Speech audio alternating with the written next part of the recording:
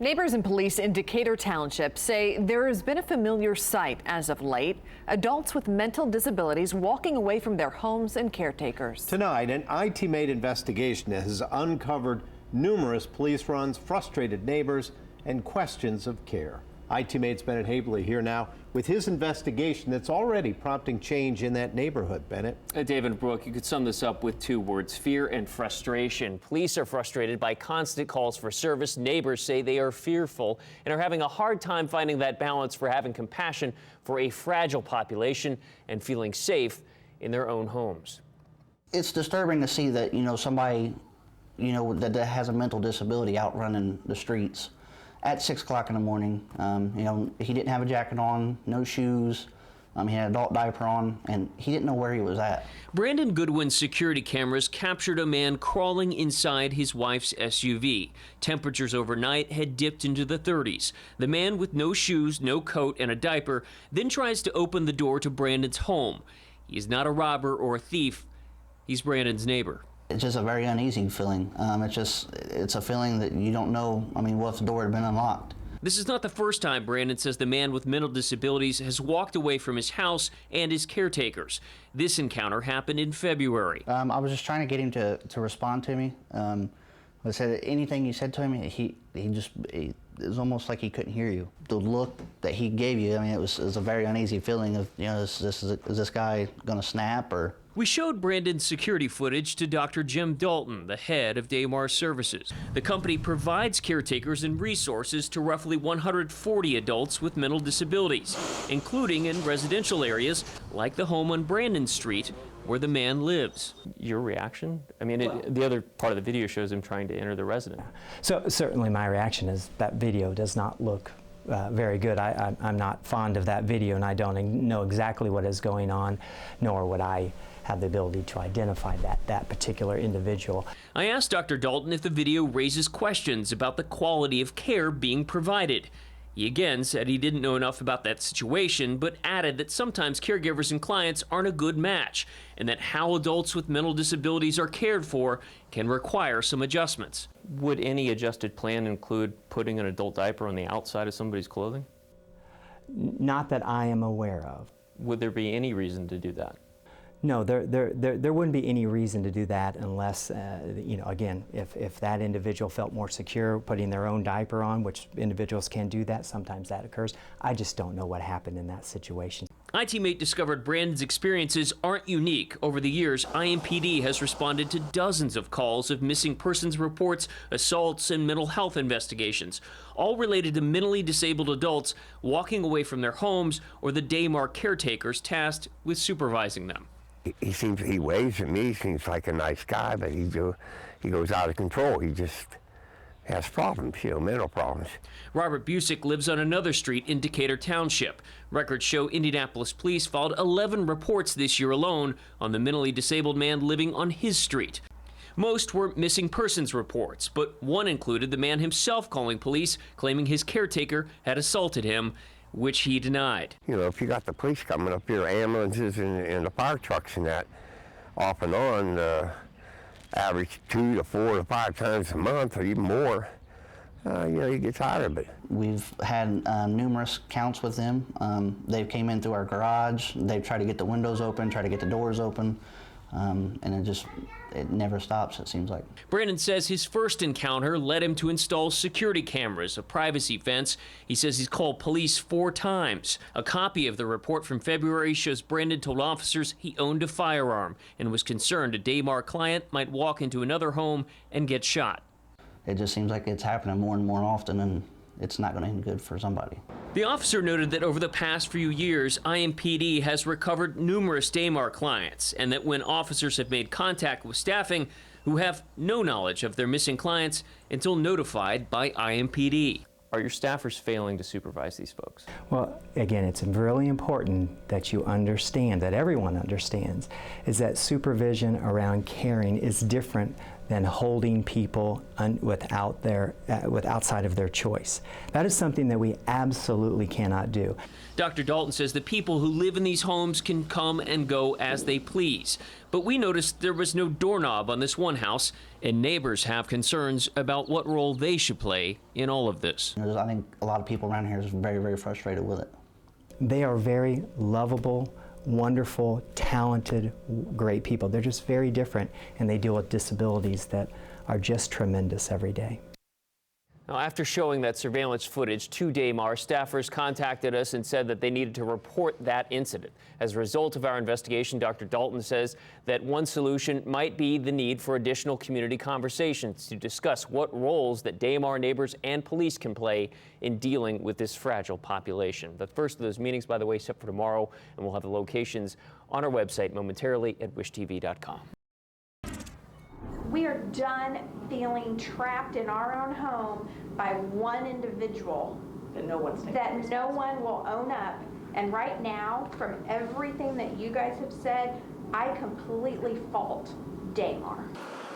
New at 6, tough talk from neighbors upset over mentally disabled adults who they say play in traffic and our homes and wander around without their caretaker's supervision.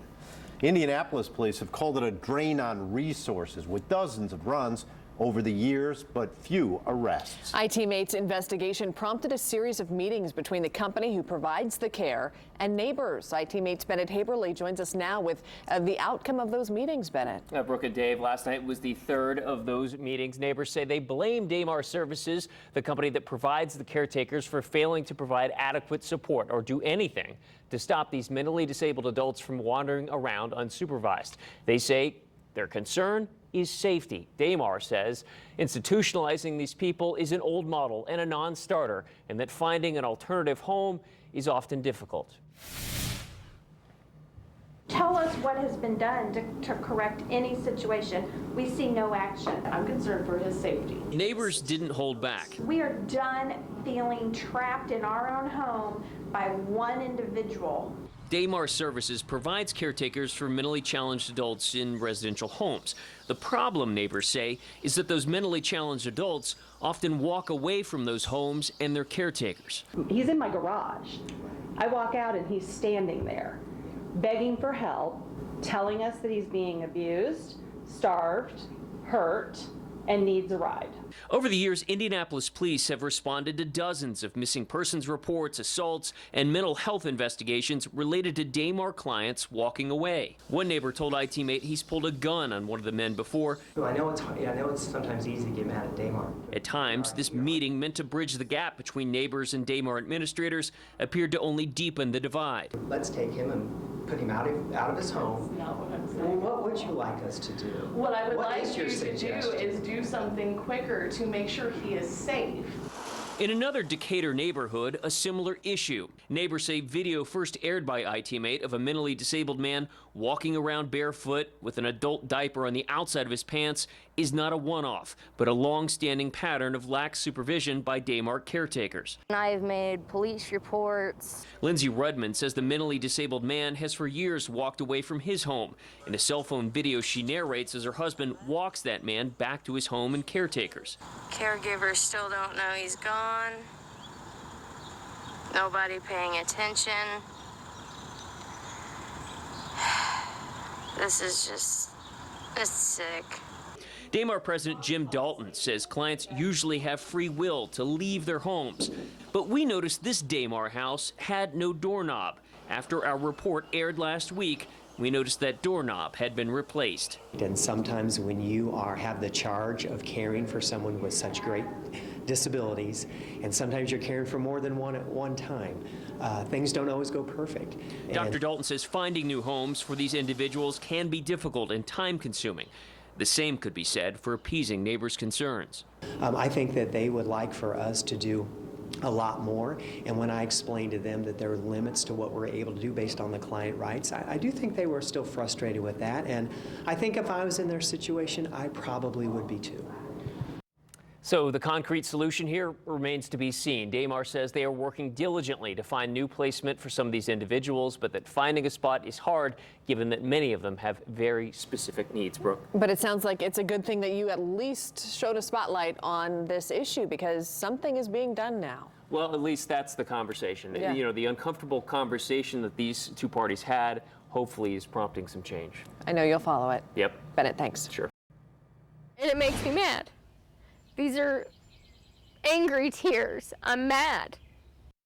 Angry words from neighbors as major changes are underway at a company that cares for mentally challenged adults.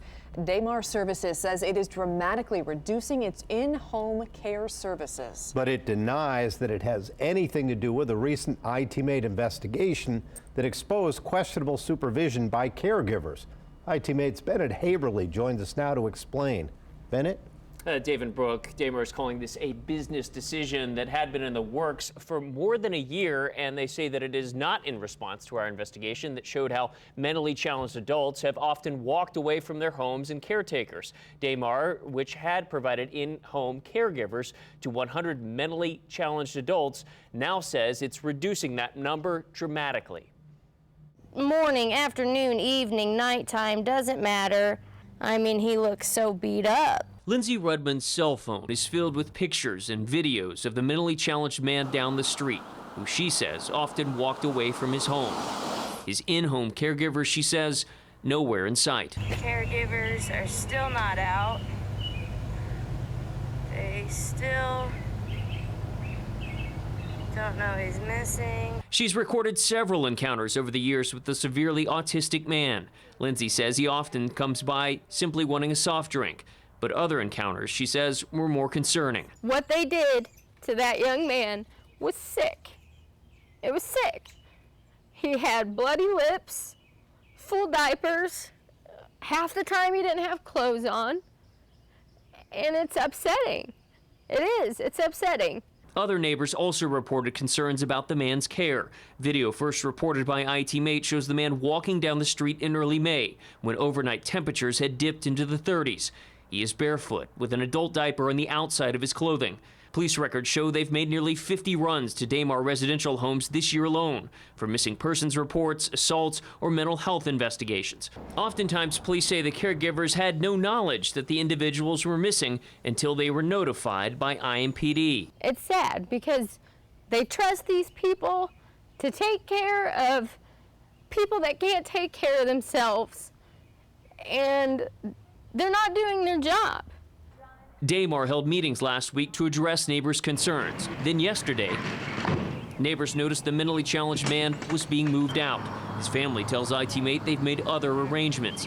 Neighbors also received this letter from Damar saying that they will no longer be providing support services to the individuals in these homes. Many of the caretakers will remain the same, but will work for a new company, not named in the letter. Neighbor Jeannie Sherry says she wonders how much change there will be if the caretakers remain the same, but the company changes. If you've got 4 or 5 adults there, sometimes at one time, what's the problem? So you're questioning the quality of care that they're being given? Absolutely.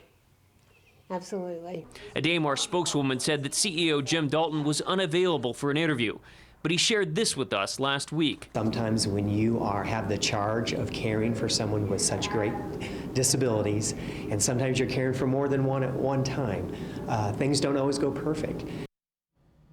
And again, Damar says it has been in the works to transfer its in-home care services to Compass Residential and Consulting. I reached out to that company this afternoon, and a spokeswoman there told me that Compass looks forward to the new clients they have at Damar and that they will take heed of any and all concerns as they continue to move forward. But they haven't even made that announcement public yet. No, in fact, this news we just broke this afternoon that in fact Damar is transferring the bulk of its in-home care services. As I said, they used to work with about 150 individuals, now being pared down to 20.